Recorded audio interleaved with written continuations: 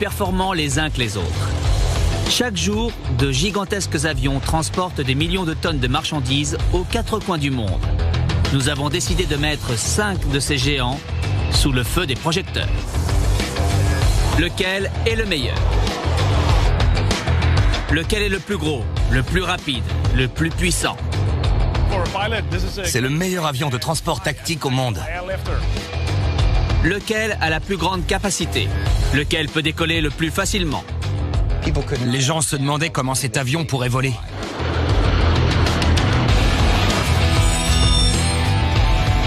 Nous avons sillonné le monde pour trouver la fine fleur de l'aviation. Puis nous avons fait de multiples tests et analyses afin de déterminer lequel de ces prodiges est le meilleur avion géant au monde. Chaque jour, plus de 76 000 vols sont recensés dans l'espace aérien mondial. Ils transportent des marchandises ou des personnes dans tous les pays du monde. Ces avions nous rappellent à quel point voler est extraordinaire. En les regardant, on se dit « Comment quelque chose d'aussi gros peut rester dans les airs ?» Nous avons choisi de comparer 5 de ces avions hors normes. Le Beluga, ou super transporteur, un mastodonte conçu pour conduire d'autres avions d'un point A à un point B. Le C-17 Globemaster, un avion de transport tactique capable d'intervenir sur les chemins de terre. Le H-4 Hercule, surnommé Loi en épicéa, le plus imposant hydravion jamais construit et le seul appareil en bois de notre sélection. L'Aeroscraft, l'équivalent américain du Zeppelin allemand conçu pour révolutionner l'aviation. Et le B-2 Spirit, un bombardier américain qu'aucun radar ne peut détecter.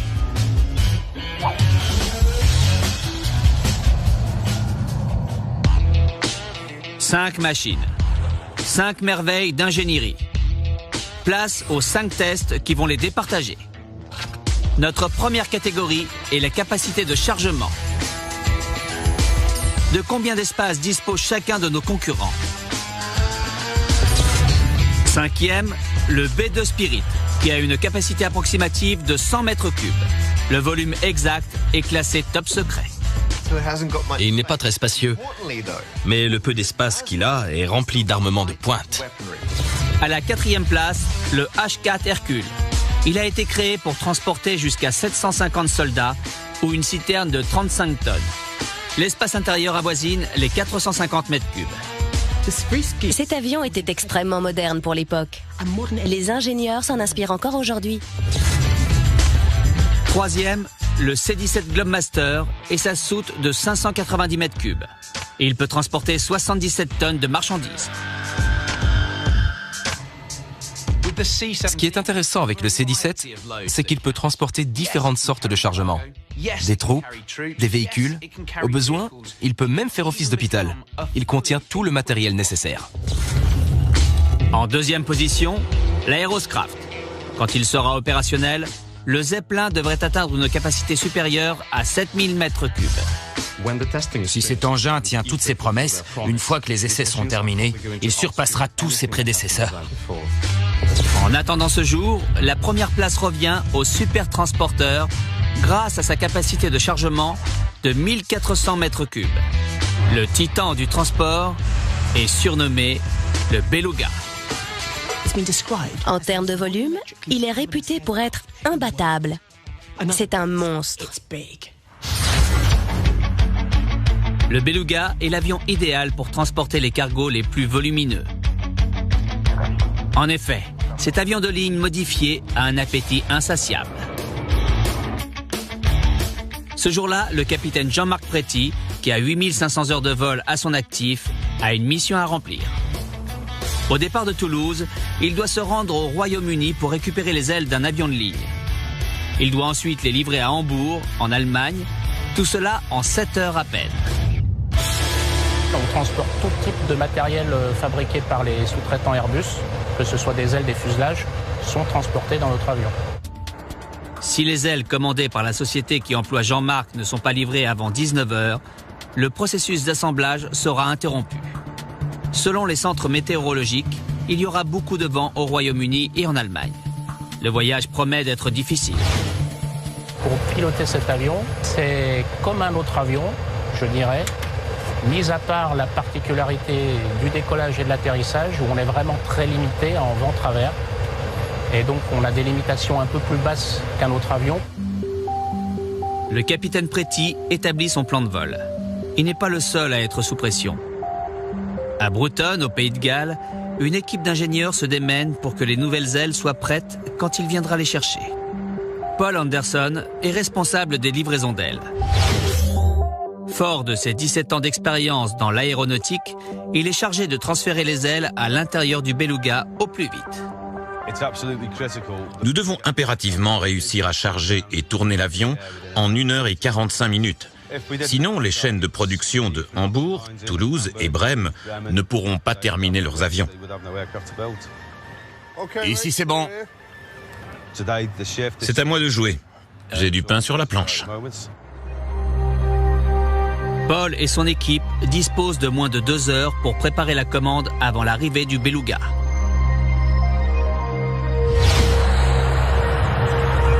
Il n'y a que 5 Belugas en circulation. L'avion a été créé spécialement pour ce genre de mission. Il fait le trajet entre les sites de production et les sites d'assemblage en un temps record. La société qui l'a conçu s'est inspirée d'un de ses propres avions de ligne pour concevoir le Beluga. Son esthétique n'est certes pas exceptionnelle, mais son efficacité est sans pareil. Le cockpit est situé sous la zone de chargement. Grâce à ce design, il est possible de charger des avions entiers directement dans l'espace prévu à cet effet. La porte qui permet d'accéder à la zone de chargement est la plus grande de toute l'histoire de l'aviation. Le Beluga est en approche. Dans la tour de contrôle, Mark Fulcher prend ses dispositions avant son arrivée. Il doit se montrer très rigoureux car le mastodonte peut causer des dégâts. En vol, il génère ce que l'on appelle une turbulence de sillage. Des tourbillons marginaux se forment dans les airs suite à son passage. Si un avion plus petit se rapproche trop de la zone touchée, il risque d'avoir un accident. La turbulence engendrée par le passage de ce gigantesque appareil est tellement forte que Mark doit totalement l'isoler des autres avions. Le Beluga pose un autre problème. Pour le pilote, il est plus simple de décoller et d'atterrir dans le sens du vent. Cependant, quand le Beluga est confronté à un vent de travers assez puissant, son imposante carcasse agit comme une énorme voile. Elle génère des vibrations qui dévient l'avion de sa course et rendent l'atterrissage impossible. Le vent de travers atteint les 40 km/h, la limite autorisée pour l'atterrissage du Beluga. Et selon les prévisions météorologiques, cela va empirer. Pour couronner le tout, le vent pourrait empêcher l'équipe au sol d'ouvrir l'immense porte de la soute de chargement. À Broughton, Paul et son équipe placent les ailes dans une chargeuse qui ne pèse pas moins de 90 tonnes. Mark, le contrôleur aérien, aperçoit le Beluga au loin. Beluga en approche, piste 2, vent de travers à 36 km/h. Il est 12h15. Après avoir lutté contre le vent de travers, le capitaine Pretty se pose. Il est parfaitement dans les temps. Il se dirige lentement vers l'aire de stationnement. Pendant ce temps, l'équipe galloise est sur le qui-vive. Quand la porte de la soute s'ouvrira, les techniciens ne disposeront que de 90 minutes pour déplacer les ailes à l'intérieur. Celles-ci seront transférées à l'aide d'une chargeuse spécialisée ainsi que de lasers pour éviter d'endommager le fuselage. La manœuvre commence.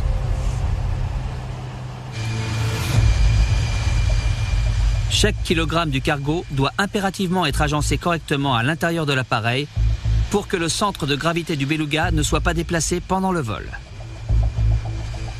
Jean-Yves Berry, responsable de chargement du Beluga, se fie à la précision informatique pour positionner le cargo de 25 tonnes.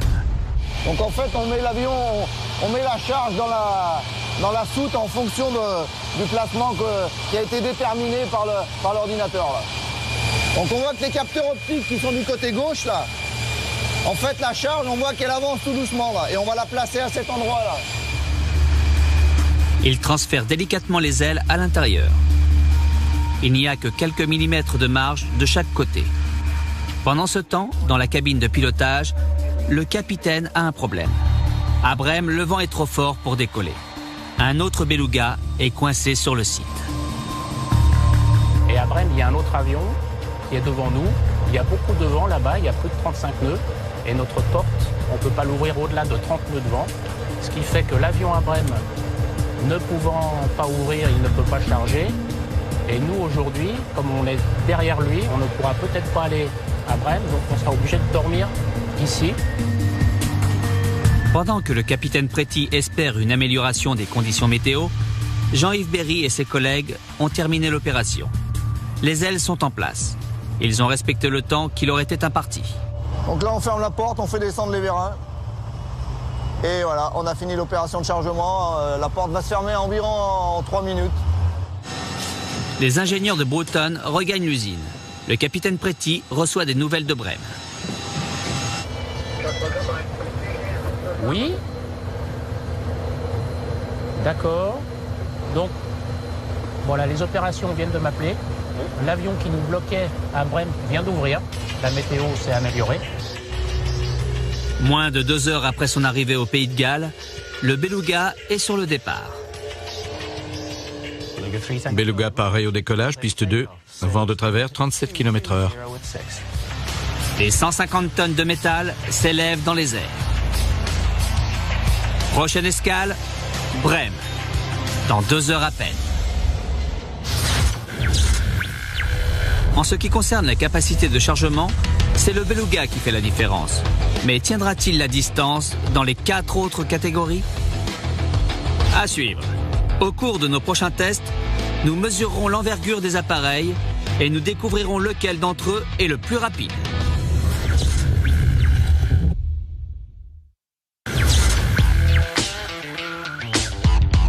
Nous comparons les performances de 5 des plus gigantesques avions au monde. Grâce à sa capacité de chargement inégalée, le beluga a pris la tête provisoire du classement. Mais rien n'est joué. Passons à la prochaine évaluation, le test de rapidité. Quel avion atteint la plus grande vitesse? 5e, le prodige californien, l'Aeroscraft. En théorie, il devrait atteindre une vitesse supérieure à 200 km/h. Mais cela reste à prouver. La vitesse n'est pas le point fort de l'Aeroscraft. C'est avant tout une sorte d'entrepôt volant. 4e, le H4 Hercule. Sa vitesse maximale avait été estimée à plus de 300 km/h. De fait, il n'a jamais dépassé les 160 km/h. Il n'est pas plus rapide qu'une voiture ordinaire. Cela dit, une voiture ordinaire n'est pas en bois et elle ne fait pas près de 100 mètres de large. Le beluga se classe en 3e position. Ce titan est capable de voler à 900 km/h. En vol, il a une allure assez particulière. Il n'est pas très classe. Il a été conçu pour transporter des pièces d'avion. C'est un boulot très spécial. L'esthétique est adaptée à ses besoins. Le C-17 Globemaster rafle la 2e place. Il peut voler à près de 1000 km/h.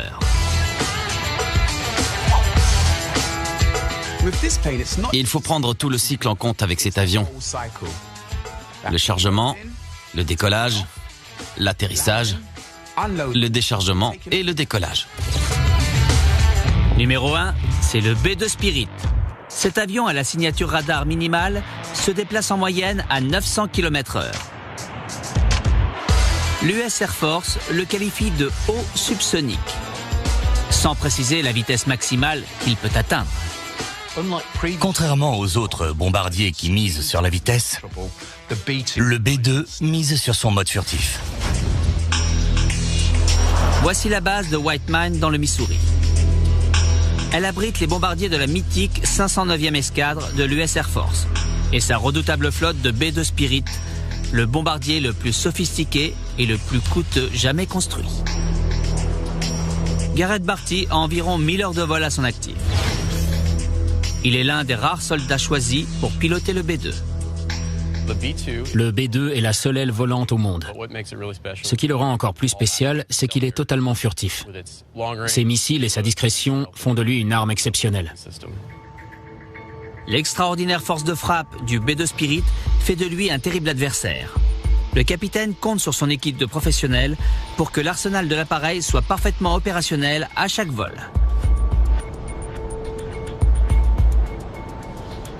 L'officier Hugo Astudillo est spécialisé dans le chargement des armes militaires. Ce jour-là, il doit faire passer un examen très important aux nouvelles recrues de son unité. Imaginons que vous deviez fixer des boulons. Si vous ne les vissez pas correctement, ça va donner ça. Tout le truc va glisser vers l'avant. Oui, boum. Charger 18 tonnes de bombes dans un B2 Spirit demande une précision chirurgicale. Pour les jeunes recrues, la vivacité est également une qualité essentielle.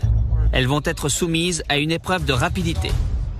Vous allez devoir charger un AGM 158 avec les munitions adaptées. Vous disposez de 15 minutes. Allez-y. Leur avenir dans ce métier dépend du résultat de ce test. Ils viennent à peine d'être transférés chez nous. Ils apprennent comment recharger les armes correctement et en toute sécurité. Ceci est leur premier gros test. J'espère qu'ils réussiront. Sans ça, ils ne pourront pas continuer. La mission de l'équipe est de charger une réplique exacte de la soute à bombe d'un B2 avec des copies d'engins explosifs dernier cri. Et cela en utilisant du matériel spécialisé. Si ces jeunes recrues ne parviennent pas à accomplir la mission en 15 minutes, leurs chances de se spécialiser dans le chargement d'armement militaire seront sévèrement compromises. Le projet B2 Spirit a été classé top secret pendant 10 ans avant la mise en service de l'appareil en 1993. Conçu pour surpasser tous les autres bombardiers du marché, il peut se rendre partout dans le monde sans être détecté. Le B2 a tout de suite été considéré comme un atout précieux. Aucune cible n'est hors de sa portée. Sa seule faiblesse potentielle, ce sont ses pilotes. Mais ils subissent un entraînement intensif. On décolle dans le Missouri, on va n'importe où dans le monde et on revient. Sa capacité à se jouer des radars, à survoler les espaces aériens ennemis et à lancer des missiles avec une discrétion absolue fait du B2 Spirit un adversaire de taille. Chaque détail de son design a pour but d'optimiser sa faculté à se rendre invisible. Son fuselage, parfaitement droit, dévie ou absorbe les ondes radar. Ces moteurs sont situés à l'intérieur de la cellule afin de dissiper les traînées de condensation qui trahissent la présence d'un appareil. De par sa forme, il est difficile à repérer dans le ciel. De plus, il lui faut remarquablement peu de puissance pour voler. Il est donc silencieux, redoutable et pratiquement invisible. La première fois que j'ai piloté un B2, j'étais comme un gosse. J'admirais ses ailes noires qui ne ressemblaient à aucune autre. Même maintenant, je n'oublie pas que je suis aux commandes d'une machine qui a coûté plus de 2 milliards de dollars. Il n'y en a que 20 dans le monde entier. C'est un grand honneur et une énorme responsabilité. Alors que les pilotes préparent leur prochaine mission d'entraînement, les nouvelles recrues du sergent Astudillo viennent de terminer leur épreuve d'évaluation. Ils ont réussi à disposer les bombes dans la soute factice en un temps record. Ils ont fait de l'excellent travail. Ça a été un succès total. Ils font partie de l'unité maintenant. Félicitations. Ces novices vont avoir la chance de charger un véritable B2. Aux côtés de soldats expérimentés, ils vont avoir accès au bombardier le plus performant jamais construit. Je suis très fier de travailler sur les B2 Spirit. Dans toute l'Air Force, il n'y a qu'une seule base qui arme ces engins. La sélection est très rigoureuse parmi les soldats. C'est un privilège que d'être assigné ici.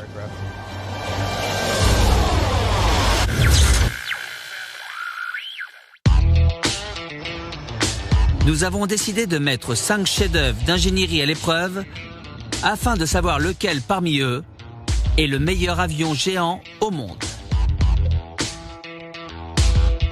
Le C-17 Globemaster et son incroyable polyvalence.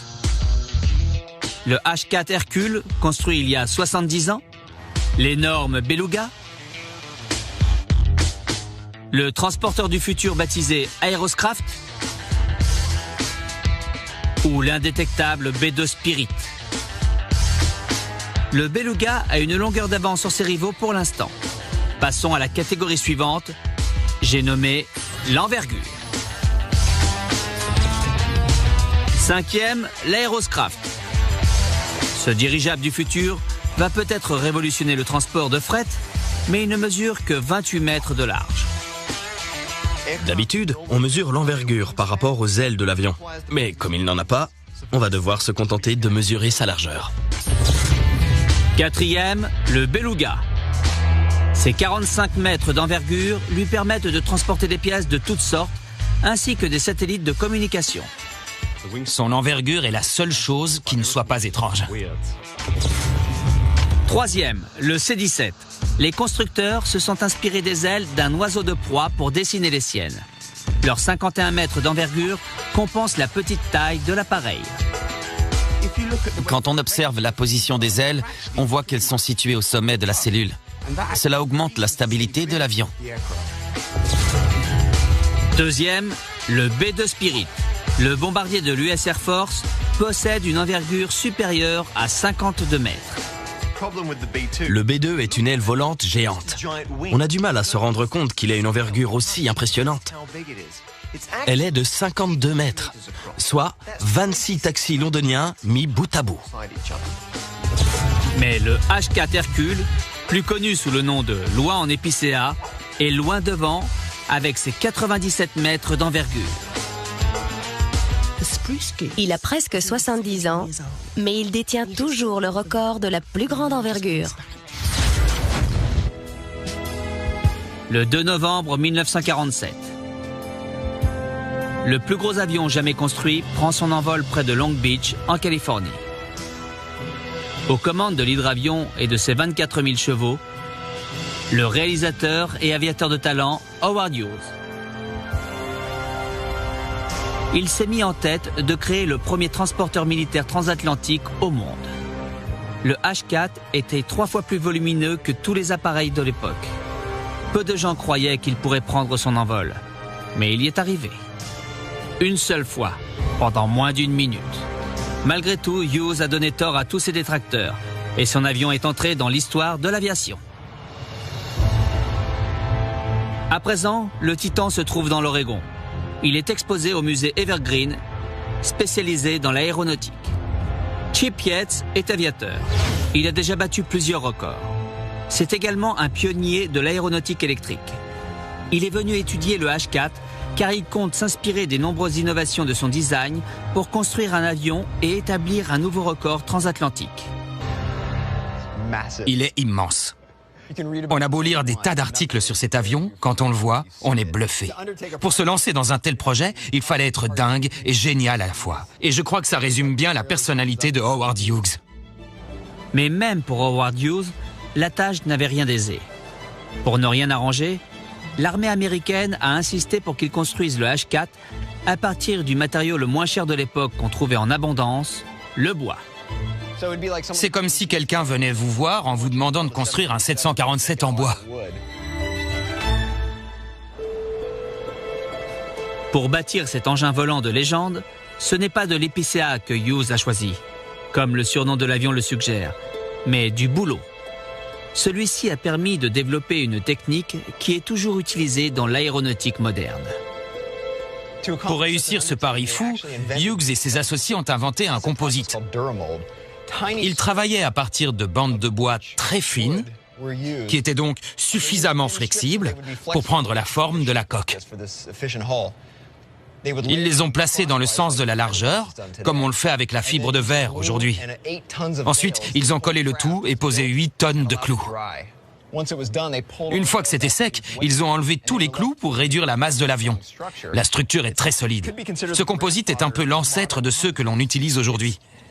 Les couches de bois sont extrêmement résistantes et légères à la fois. C'est le top en matière d'aviation. Ce nouveau fuselage n'était que la première d'une série d'innovations conçues par Hughes. En effet, pour permettre aux pilotes de contrôler l'immense carcasse de l'avion, il a imaginé une autre technique novatrice.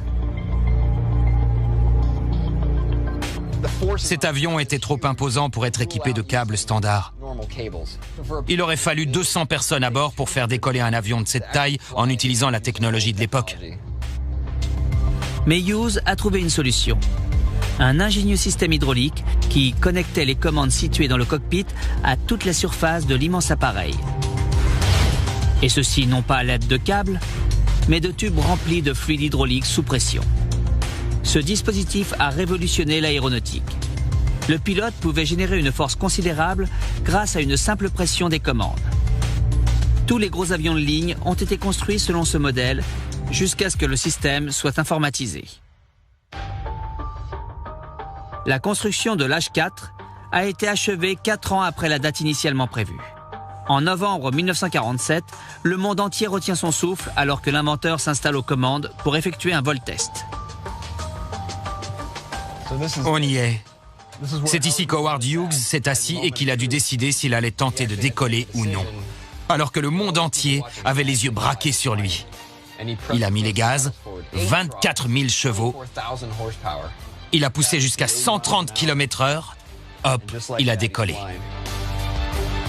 Le H4 s'est élevé à 21 mètres d'altitude seulement et n'a parcouru qu'1,5 km dans les airs. Quand son immense carcasse est retombée à l'eau, cela a été la fin du voyage pour ce mastodonte.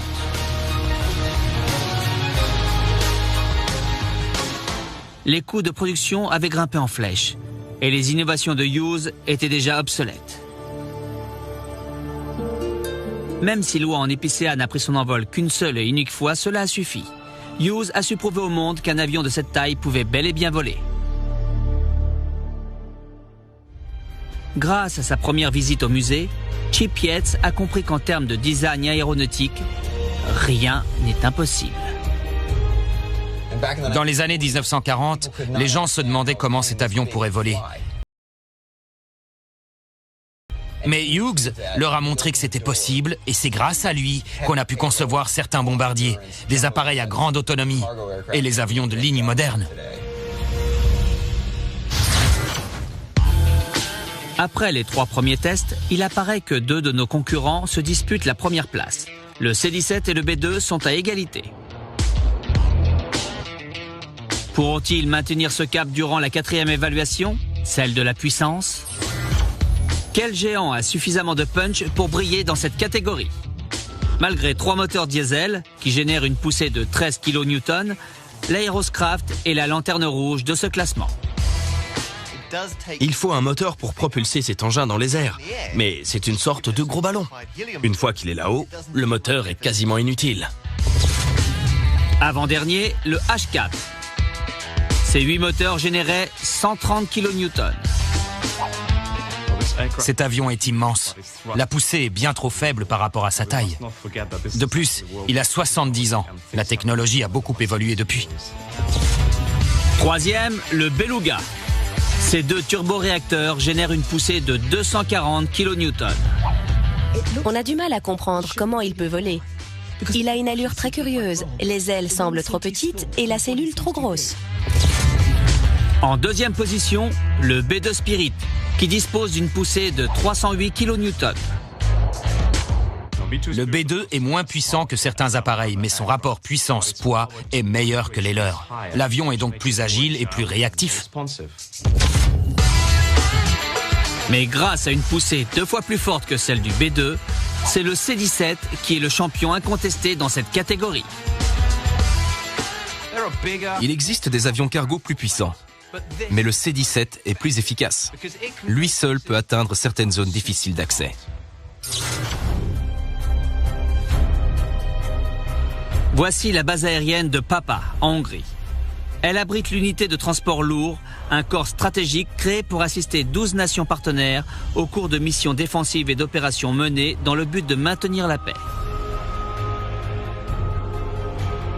Leur transporteur de prédilection n'est autre que le formidable C-17, unique de par sa rapidité et son agilité.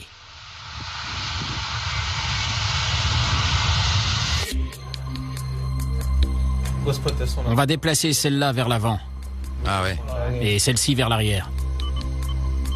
Les sergents David Velasquez et Risto Jurov sont responsables du port aérien de la base. Ce jour-là, ils ont pour mission de préparer un cargo de 11 000 kilos destiné à des soldats affectés en Afghanistan à 4 000 km de leur base. Ils ont 3 heures pour charger l'appareil et le préparer avant le décollage. La disposition du chargement est extrêmement importante. Ils n'ont pas le droit à l'erreur. Si le poids du cargo est mal réparti, il pourrait y avoir un déséquilibre à l'avant ou à l'arrière. Cela causerait des problèmes au décollage et à l'atterrissage. Dans les années 80, l'US Air Force a souhaité construire un avion de transport tactique. Le C-17 a été développé. Cet avion a une capacité de chargement impressionnante. De plus, il est à la fois puissant et maniable. Il est donc naturellement devenu le transporteur de prédilection de l'armée qui l'envoie en mission aux 4 coins de la planète. À la base de Papa, David et Risto doivent calculer la position de chaque palette avec précision afin de ne pas déplacer le centre de gravité du C-17 Globemaster. Chaque carré représente un cargo de plusieurs tonnes. La moindre erreur pourrait avoir des conséquences catastrophiques pour l'appareil et l'équipage. Essaye de mettre certaines palettes à l'avant pour déplacer le centre de gravité. Bien, remonte-les toutes. Voilà. Imprime le plan, on va tout préparer et lancer la mission. 2 heures à peine avant le départ du C-17, Risto, David et leur équipe se rendent dans les entrepôts où sont stockés le matériel qu'ils doivent envoyer en Afghanistan. Seule une poignée de soldats sont qualifiés pour piloter ce transporteur qui vaut plusieurs millions de dollars. Denis Van Nistelrooy, un capitaine qui a plus de 2500 heures de vol à son actif, est l'un de ces pilotes d'élite. C'est le meilleur avion de transport tactique au monde.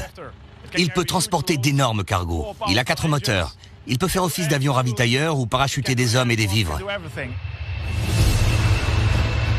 Son incroyable puissance permet au C-17 de décoller sur une piste d'à peine 86 mètres de long, soit 1/8 de la distance nécessaire à un 747. Il peut atteindre les 1000 km/h. Il est donc plus rapide que la plupart des avions de fret. Ces statistiques sont certes impressionnantes, mais c'est son extraordinaire capacité à exploiter sa puissance qui le démarque de ses rivaux. Le C-17 a une particularité unique. Il peut utiliser ses inverseurs de poussée en plein ciel. Il peut atteindre un taux de descente très élevé, ce qui veut dire qu'il peut se maintenir en hauteur très longtemps et amorcer sa descente au dernier moment.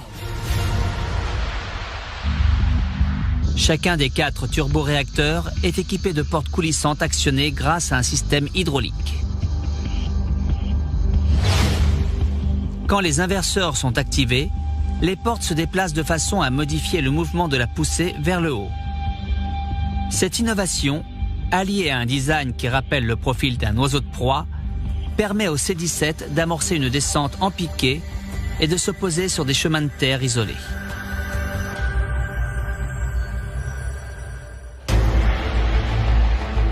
Pendant que le capitaine Van Nistelrooy termine l'inspection du cockpit, l'équipe de chargement s'active sur le tarmac. C'est bien. Avance encore un peu. Stop.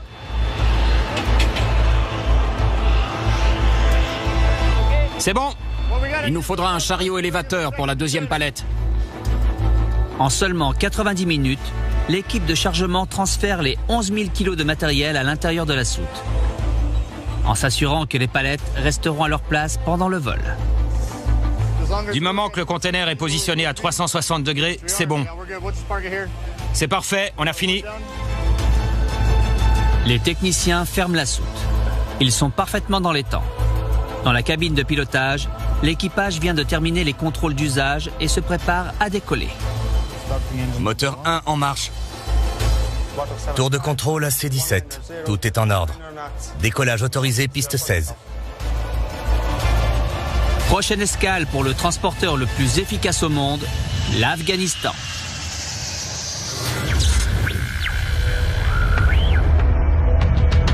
Après ce 4e test, il semble que le C-17 vole vers la victoire. Mais il reste encore une catégorie à étudier avant d'établir le verdict final et de connaître le nom du grand vainqueur.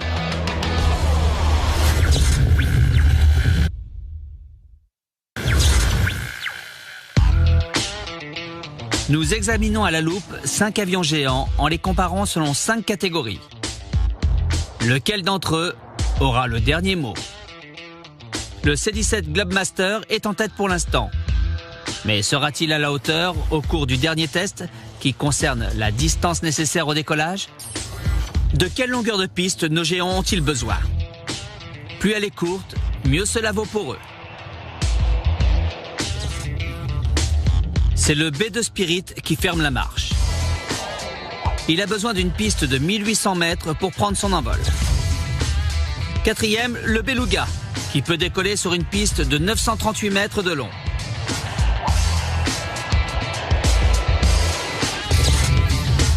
Troisième, le H4 Hercule. Durant son seul et unique décollage, il lui a fallu 650 mètres pour s'élever dans les airs. Il a pris une vingtaine de mètres d'altitude sur environ 2 km. Il n'a plus jamais volé après ça. La seconde place revient au C-17 Globemaster. Sa capacité à décoller en territoire ennemi sur une piste de 426 mètres avec un cargo de 20 tonnes à son bord lui a valu un record du monde. Ce qui le rend unique dans sa catégorie, c'est qu'il a été conçu pour intervenir dans des zones de combat. Il peut même atterrir sur des chemins de terre. En première position, on retrouve le transporteur du futur, l'Aeroscraft, qui a besoin d'une distance de 0 mètre pour décoller. Décollage vertical, atterrissage vertical et une grosse capacité de chargement. Si en plus il est maniable et qu'il consomme peu, il aura toutes les qualités.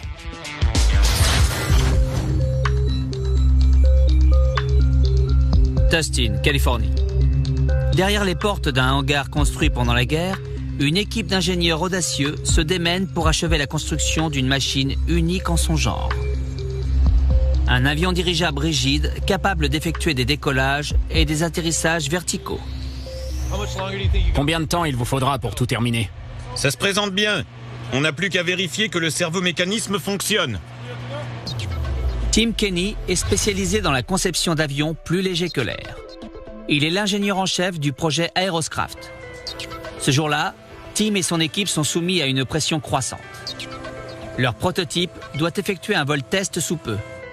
Mais l'un des composants principaux ne fonctionne pas. Il s'agit d'un des servomécanismes qui fait tourner les moteurs de l'Aeroscraft de façon à ce qu'ils soient positionnés à la verticale lors du décollage. Si le problème persiste, l'avion ne pourra pas décoller. Le test devra être reporté. Ce test est capital pour nous. C'est le grand jour. Nous voulons prouver que notre Aeroscraft et ses 66 tonnes sont bel et bien capables de voler. L'avion dirigeable de 81 mètres de long, surnommé Dragon Dream, soit littéralement le rêve du dragon, a déjà pris son envol à l'intérieur du hangar. S'ils veulent révolutionner l'aviation, ils doivent maintenant le faire décoller à l'air libre. Aucun appareil ne peut atteindre des zones dépourvues de pistes d'atterrissage. Celui-ci pourra transporter son cargo à destination et le décharger sans même toucher le sol. Le secret de l'Aeroscraft, c'est son système de flottaison qui s'inspire de celui des sous-marins. Comme tous les dirigeables modernes, il flotte grâce à de l'hélium. Un système de lestage permet à l'appareil de piquer vers le sol. L'hélium est compressé dans des tanks et remplacé par de l'air qui est plus lourd. Une fois le cargo chargé, l'air est rejeté dans l'atmosphère et l'hélium décompressé, afin que l'avion reprenne de l'altitude. C'est le moment de vérité pour les ingénieurs de l'Aeroscraft. Ils vont tester leur servomécanisme une dernière fois. En cas d'échec, l'engin ne pourra pas décoller. Ils n'auront pas d'autre choix que de retourner à leur crayon pour corriger le design. Notre but est de régler le nouveau servomécanisme et de s'assurer qu'il est opérationnel. Mounir Jojoverge devrait être aux commandes durant le vol test. Mais si le servomécanisme n'est pas réparé, il devra renoncer à son rêve. Il ne s'installera jamais plus dans le cockpit dernier cri. Ce cockpit est tout à fait remarquable. Pour commencer, d'ici, on a une vision à 360 degrés pour pouvoir regarder dans toutes les directions. Ensuite, tous les systèmes peuvent être contrôlés grâce à des écrans tactiles. C'est un mode de pilotage très intuitif. Le moment fatidique est arrivé. Testez le moteur gauche, tout est en ordre de notre côté. Mounir fait tourner l'un des moteurs pourvu d'une puissance de 300 chevaux.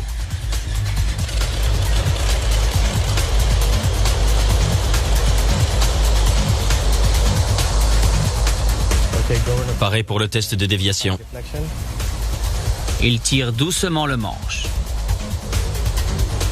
10 mètres plus bas, le moteur s'oriente à la verticale. L'équipe au sol observe attentivement le servomécanisme. C'est très concluant. La démonstration, c'est on ne peut mieux passer. Toute l'équipe est soulagée de constater que le composant est capable de supporter le poids du moteur.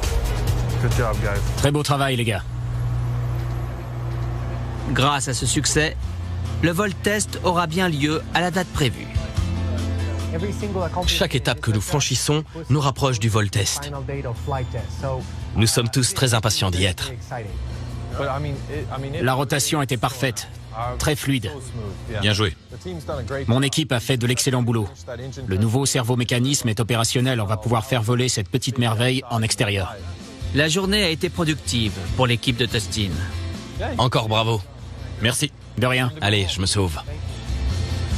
Cette étape les rapproche de leur rêve. Créer un transporteur plus léger que l'air qui sera différent de tous les autres appareils qui parcourent le ciel. 5 machines hors du commun. 5 prodiges de l'ingénierie moderne qui ont chacun leur point fort. Lequel parmi ces avions géants sortira son épingle du jeu? Pour le savoir, nous avons compilé les résultats obtenus dans les 5 catégories concernant leur taille, leur vitesse, leur puissance, leur capacité de chargement et la distance minimale nécessaire au décollage. Place au classement final. L'Aeroscraft, notre ballon géant du futur, ne flotte que jusqu'à la 5e place. Loi en épicéa se contente de la 4e place, mais elle reste un oiseau rare. Le Beluga monte sur la 3e marche du podium. Le B2 Spirit s'approprie furtivement la 2e place. Vous l'aurez compris, notre grand vainqueur est le C-17 Globemaster, capable de transporter des véhicules et des troupes aux 4 coins du globe. Son agilité, sa vitesse et son incroyable puissance constituent des atouts imbattables. Je ne suis pas surpris qu'il soit numéro 1. Il a été conçu pour être supérieur en tout. Il transporte plus d'équipements, plus loin, plus vite. Je suis sûr qu'il sera toujours en service d'ici 50 ans.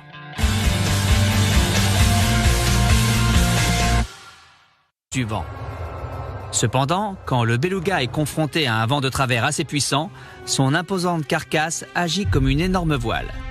Elle génère des vibrations qui dévient l'avion de sa course et rendent l'atterrissage impossible.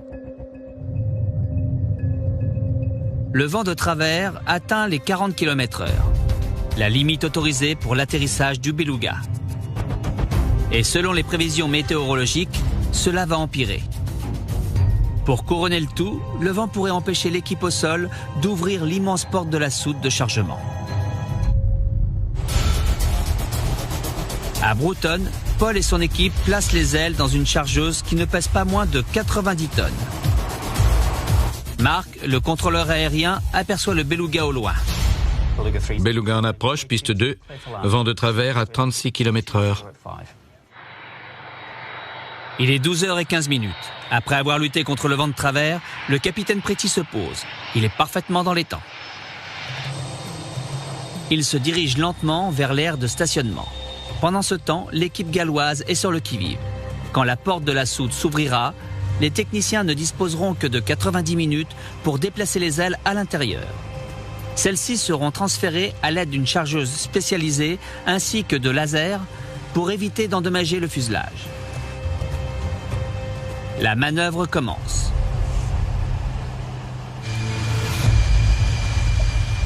Chaque kilogramme du cargo doit impérativement être agencé correctement à l'intérieur de l'appareil pour que le centre de gravité du Beluga ne soit pas déplacé pendant le vol. Jean-Yves Berry, responsable de chargement du Beluga, se fie à la précision informatique pour positionner le cargo de 25 tonnes. Donc en fait, on met la... Beluga. En termes de volume, il est réputé pour être imbattable. C'est un monstre. Le Beluga est l'avion idéal pour transporter les cargos les plus volumineux.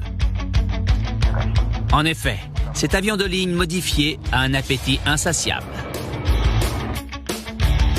Ce jour-là, le capitaine Jean-Marc Préti, qui a 8500 heures de vol à son actif, a une mission à remplir. Au départ de Toulouse, il doit se rendre au Royaume-Uni pour récupérer les ailes d'un avion de ligne. Il doit ensuite les livrer à Hambourg, en Allemagne, tout cela en 7 heures à peine. On transporte tout type de matériel fabriqué par les sous-traitants Airbus, que ce soit des ailes, des fuselages, sont transportés dans notre avion. Si les ailes commandées par la société qui emploie Jean-Marc ne sont pas livrées avant 19 heures, le processus d'assemblage sera interrompu.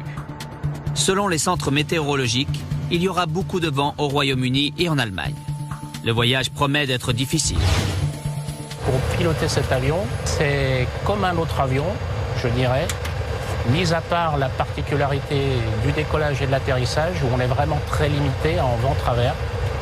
Et donc on a des limitations un peu plus basses qu'un autre avion. Le capitaine Préti établit son plan de vol. Il n'est pas le seul à être sous pression. À Bruton, au Pays de Galles, une équipe d'ingénieurs se démène pour que les nouvelles ailes soient prêtes quand il viendra les chercher. Paul Anderson est responsable des livraisons d'ailes.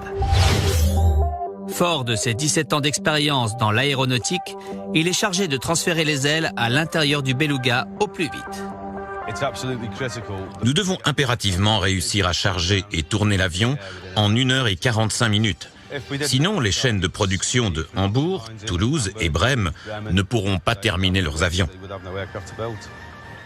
Ici, c'est bon. C'est à moi de jouer. J'ai du pain sur la planche.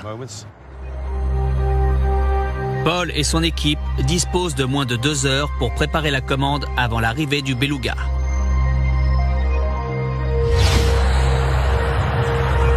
Il n'y a que 5 Belugas en circulation. L'avion a été créé spécialement pour ce genre de mission. Il fait le trajet entre les sites de production et les sites d'assemblage en un temps record.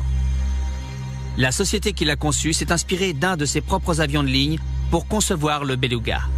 Son esthétique n'est certes pas exceptionnelle, mais son efficacité est sans pareil. Le cockpit est situé sous la zone de chargement. Grâce à ce design, il est possible de charger des avions entiers directement dans l'espace prévu à cet effet. La porte qui permet d'accéder à la zone de chargement est la plus grande de toute l'histoire de l'aviation. Le Beluga est en approche. Dans la tour de contrôle, Mark Fulcher prend ses dispositions avant son arrivée. Il doit se montrer très rigoureux car le mastodonte peut causer des dégâts. En vol, il génère ce que l'on appelle une turbulence de sillage. Des tourbillons marginaux se forment dans les airs suite à son passage. Si un avion plus petit se rapproche trop de la zone touchée, il risque d'avoir un accident. La turbulence engendrée par le passage de ce gigantesque appareil est tellement forte que Mark doit totalement l'isoler des autres avions. Le Beluga pose un autre problème. Pour le pilote, il est plus simple de décoller et d'atterrir dans le sens que le radar ne peut détecter.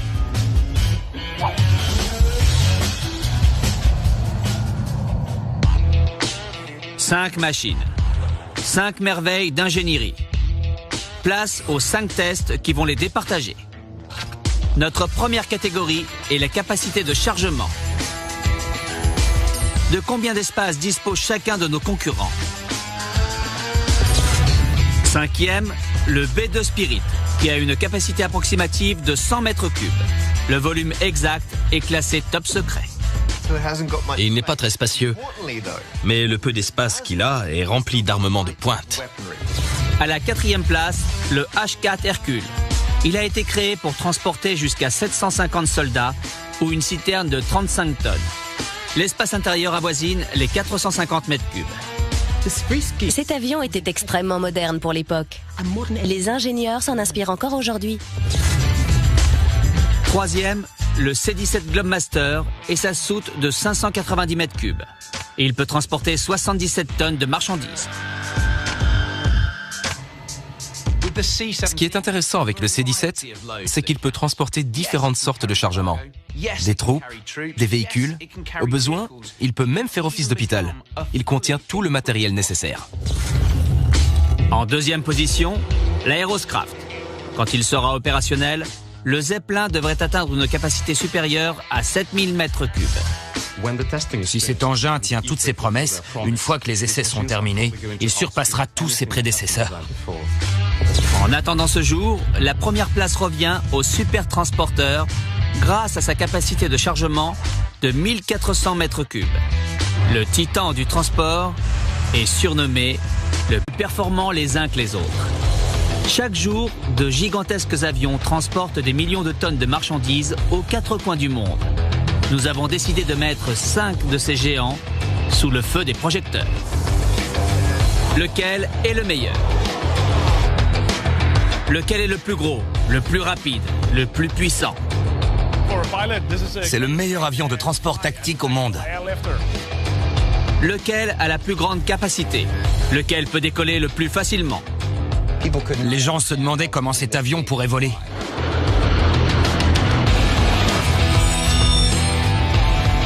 Nous avons sillonné le monde pour trouver la fine fleur de l'aviation. Puis nous avons fait de multiples tests et analyses afin de déterminer lequel de ces prodiges est le meilleur avion géant au monde. Chaque jour, plus de 76 000 vols sont recensés dans l'espace aérien mondial. Ils transportent des marchandises ou des personnes dans tous les pays du monde. Ces avions nous rappellent à quel point voler est extraordinaire. En les regardant, on se dit « Comment quelque chose d'aussi gros peut rester dans les airs ?» Nous avons choisi de comparer 5 de ces avions hors normes. Le Beluga, ou Super Transporteur, un mastodonte conçu pour conduire d'autres avions d'un point A à un point B. Le C-17 Globemaster, un avion de transport tactique capable d'intervenir sur les chemins de terre. Le H-4 Hercule, surnommé Loi en épicéa, le plus imposant hydravion jamais construit et le seul appareil en bois de notre sélection. L'Aeroscraft, l'équivalent américain du Zeppelin allemand conçu pour révolutionner l'aviation. Et le B-2 Spirit, un bombardier américain qu'aucun